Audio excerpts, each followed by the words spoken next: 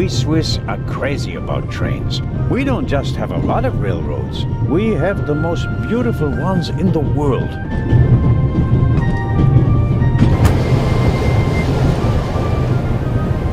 Would you be so kind as to close the door? I don't want to sit in the dark. Oh, pardon me.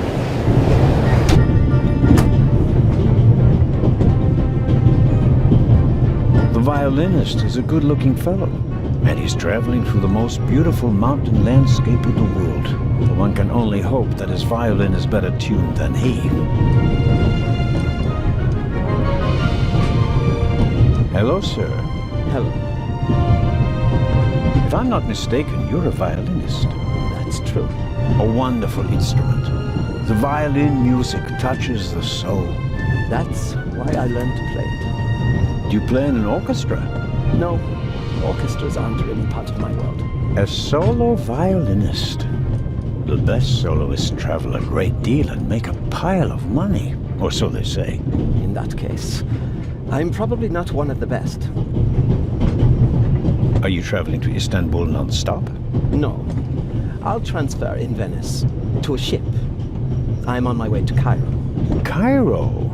I'm performing at the reception in the Egyptian Museum there. I'm sure your recital will be a great success. But tell me, did you notice anything unusual on the train? Anything unusual? Persons acting suspiciously, for instance. For heaven's sake, is there cause for concern? Everything is in order, sir. We Swiss are just very cautious people. I understand. No, I didn't notice anything. Have a good trip. Thank you.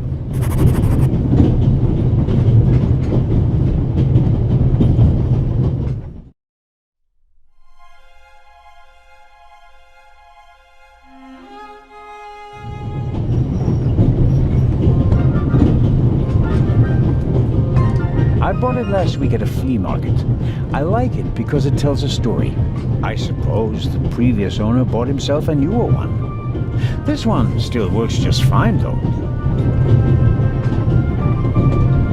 Pills for my heart. I'm supposed to take one if I have trouble. My daughter insisted that I take that with me. She was strongly against this little adventure, but I wasn't about to change my mind.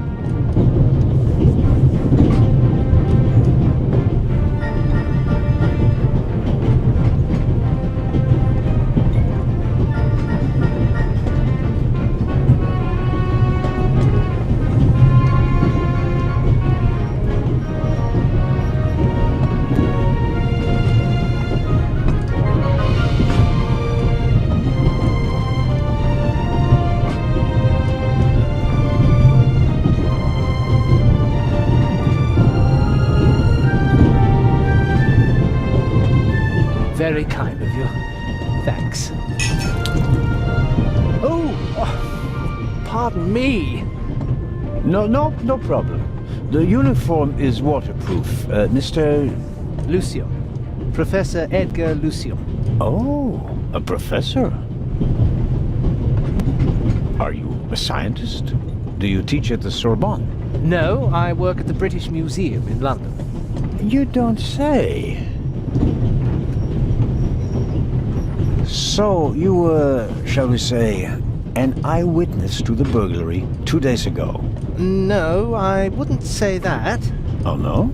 Well, there was a lot of commotion, but I didn't really pay much attention to it.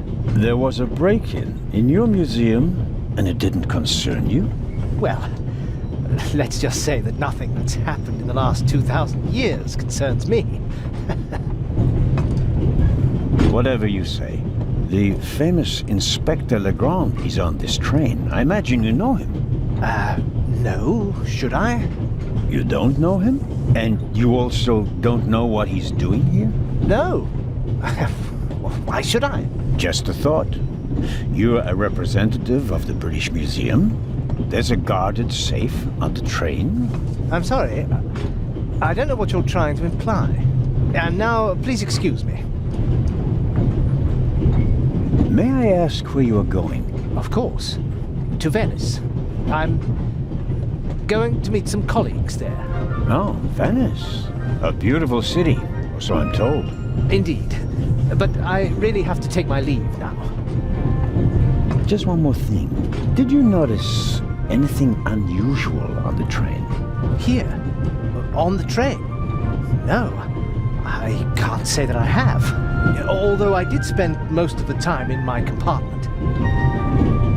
I don't want to take up any more of your valuable time, but you do understand, don't you, that what concerns me is the present, and especially the robbery at the museum. Yeah, of course, of course. It's just, I'm in rather a hurry. You'll get in touch if you notice anything unusual, won't you, Professor? Of course, Constable. What's this? What's the matter, sir? The door. I can't open it. Ah, we'll sort it out somehow. The compartment is locked. But I didn't lock it. I don't even have a key. I asked the steward. He was going to bring me one, but he never came back. Someone locked it. Find the steward. He needs to bring me the key immediately. Calm down, Professor. I'll see what I can do. You don't understand. I have to get back in my compartment. All right, just wait here.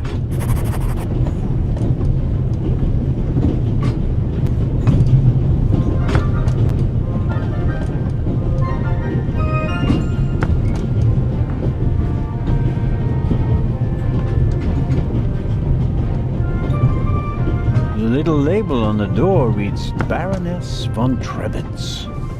Blue blood on the Orient Express.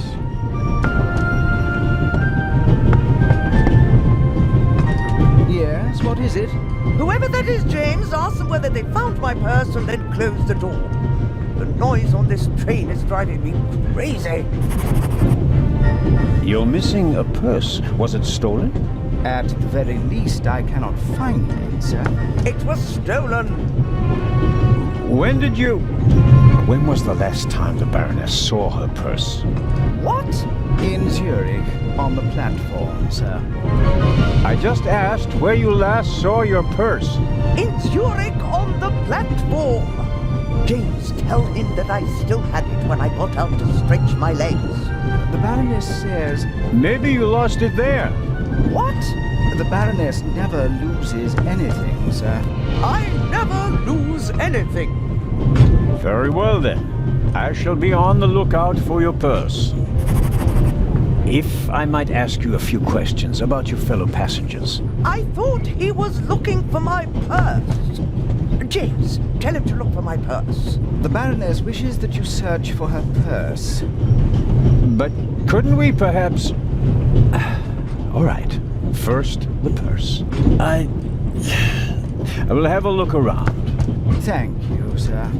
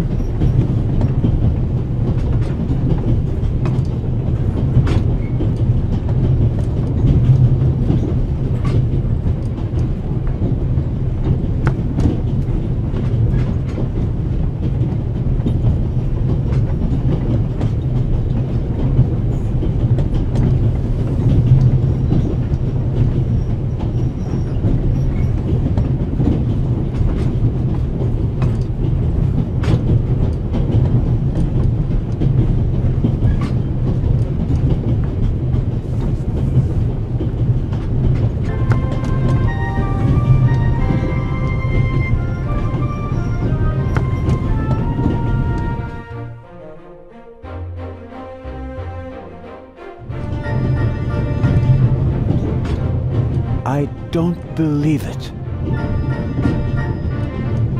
I never thought I'd ever meet you. Pardon me, but we'd prefer... It's all right, Miss Miller. I'd like to speak to the inspector. Unfortunately, just a constable, Lady Westmacott. I'm reading The Vicarage in the Mirror right now, for the 5th time at least. That's nice, Constable. Zellner. Anton Jakob Zellner. This is my companion, Miss Miller. A pleasure.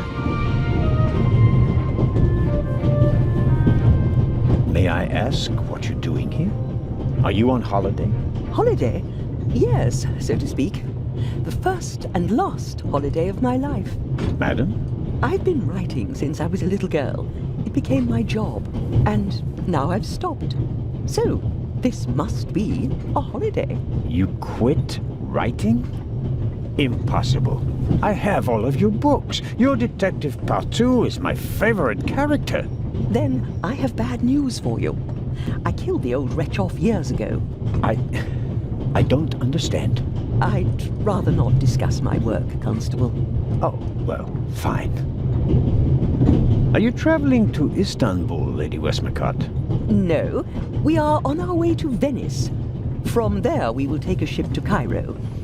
As you may know, I have a penchant for archaeology. I fund a few excavations in Egypt. I traveled to Egypt by ship as a young woman. And now I'm doing it again as an old woman. I see. As a writer, you must be very observant, am I right? I mean, you have to study the behavior of people around you to create the characters in your novels, don't you? I solved the mystery of human nature a long time ago, Mr. Zellner. Since then, most people just bore me. Really? I had the impression you were eyeing me suspiciously as I came in.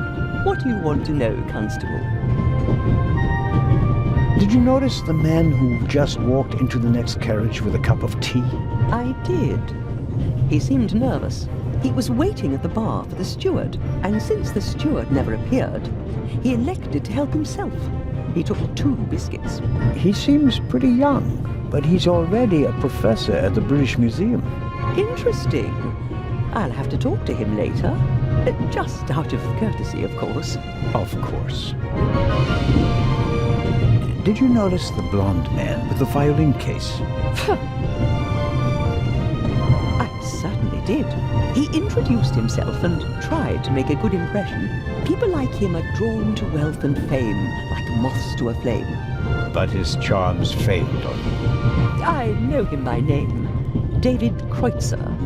He was a drain on my friend's purse. Do you think he has a money problem? People like him always have a money problem. No matter how much you give them, they always spend twice as much and complain that they have far too little. Did you notice anyone else? What about the doctor or the Baroness? I notice that you've asked me about everyone, except for the inspector who went in the direction of the freight car a few minutes ago. Isn't that the Frenchman who made his name when he caught the raven? I wouldn't quite say caught. Well, shot. Why don't you ask me about him and my theory about what he's doing here? I don't think we should discuss Inspector Legrand's investigation in public. Legrand, right. That was his name. Will he save the day again? Or will you, Constable? There's something else. A passenger's purse has gone missing. I suppose you haven't seen it. I'm sorry, Constable Zellner. As you know, I only deal with murder, not burglary. Have you asked my boy yet? Maddie is good at finding things. I'll go and do that now. As much as I'd like to keep talking, duty calls. You were right. Madam? I did observe you as you came in. You seemed so eager. It's been a long time since I've had a chance to prove myself, madam. And this is it. Your chance. I do hope so. Then grab it. Even small people can make big changes, as my friend Ronald likes to say. I shall do my best. An extraordinary woman. Talented, intellectual, extremely rich, and the most successful writer of all time. Yet, they say she can be difficult on occasion, and that she's rather unhappy. Mrs. Miller made a good impression. She wanted to protect Lady Westmacott from me, a pushy admirer. Very diligent. But she does seem a little nervous and tense. I imagine she has her work cut out for her with Matt, and a difficult boss from what they say. Mrs. Miller? Yes? The little boy, Matt, he's your son? Oh, yes. Has he done something? No. I've already met him. Clever little fellow. We always call him Professor because he's so precocious. If only someone could just drive the mischief out of him. Did you notice anything unusual on the train? Oh, I'm afraid not. I was totally focused on my work. She's always got an awful lot to do, my Mary.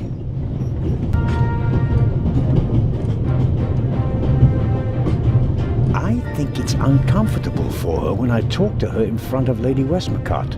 She seems to take it as an inappropriate distraction from her work, although she's just knitting. Taking up a craft like that is typical of women who were told as little girls that idleness is a sin.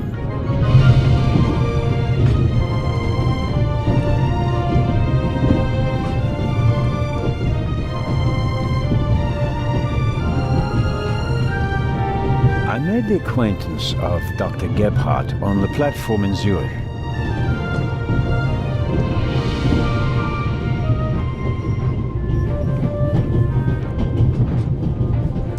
Ah, Mr. Zellner. Right. How can I help you? Tell me, did you notice anything suspicious here on the train or in Zurich? You mean, except for the fact that my suitcase was stolen on the platform? No. Is there any reason to be concerned? No, just routine. Constable Zellner, please don't think I'm naive. I spotted the inspector from Interpol. Legarde is his name, if I recall correctly. Legrand. If you say so. At the train station in Zurich, he put a cash box into the safe, and then kept close watch as it was loaded onto the train. Don't tell me that a man at his pay grade routinely tramps across the Alps just to keep an eye on cash boxes. A cash box? Like the ones you'd find in safe deposit boxes? Precisely. And I believe we both have a good idea just what's inside. I do indeed have a theory, but what's yours? A ruby was stolen in London. One of the legendary Eyes of the Sphinx. The second jewel, an emerald, is rumored to be in a Swiss bank vault, if I remember correctly. Both jewels were supposed to be exhibited together in Cairo for the first time in 50 years. It does make one wonder. Indeed. Any news about the robbery in London? Quite something, wasn't it? It must have been professionals. The way they disabled one of the best security systems in the world. Most impressive. People were injured. Well, one cannot execute a robbery of that scale without collateral damage. It seems like the Raven has finally found a worthy successor. We can look forward to new and spectacular coups. I'm afraid I won't enjoy his exploits this time around if the new Raven is so reckless. That's your prerogative. May I borrow your newspaper? You can take the section with the article on the burglary. You're interested in that bit, aren't you? You caught me out. Here you go. Dankeschön. There's something else. Do you know where the conductor is? I'd like to know that myself. I told him to search for my missing suitcase in Zurich. He hasn't got back to me yet. He's probably in cahoots with the thieves and didn't bother getting back on the train. If we don't crack down on vermin like them, the rabble will rule the world one day. Well, at the moment, we still don't know what really happened. He is not here doing his job. That's bad enough. I meant to ask, the Baroness is missing her purse. A baroness? This train is really full of the crème de la crème. The queen of crime is over there, and now a baroness as well.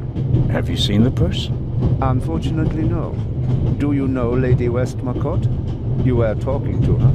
Well, I'm an admirer of her work. Like so many others. I once read in the newspaper that only Shakespeare and the Bible sell more copies than her crime novels. I read that too. She must be filthy rich. As a doctor, I'd have to work 1,000 years to earn that kind of money. Auf Wiedersehen, Dr. Gebhardt. Goodbye, Constable. It was a pleasant chat, really.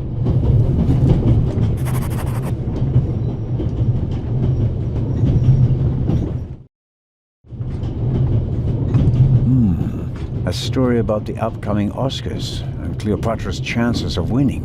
An incredible feat. They built the largest movie set of all time in Rome. And because of the main actress's many illnesses, several changes of director and months of delays, costs shot to over $40 million. The most expensive movie ever made. A record never to be broken. John Surtees won the Formula One World Championship for the first time on Saturday. He also won the World Championship in motorcycle racing from 1956 to 1960, making him the only man in motorsports to win world championships in both motorcycle and Formula One events. Not really my cup of tea. Too loud, too fast, too much exhaust. Luna's Drops, the calming herbal liqueur for women. A glass a day, it relaxes the nerves and maintains domestic tranquility. Luna's Drops, if you don't want to bother your husband. Let's see if there's any news. Blah, blah, blah, the Eye of the Sphinx, one of two priceless jewels, extraordinary pure ruby, 2000 BC, etc., etc. Old news. And here, shocking burglary. Professional thieves surprised by museum guard Charles Langley and Constable Robert Oliver of Scotland Yard. Explosion? Not really anything new. One of the two eyes of the Sphinx, a ruby that's nearly 4,000 years old, was stolen from the British Museum. The burglar was surprised, but managed to escape with his loot without being recognized. That's the official story. But it says nothing about Legrand and the second eye.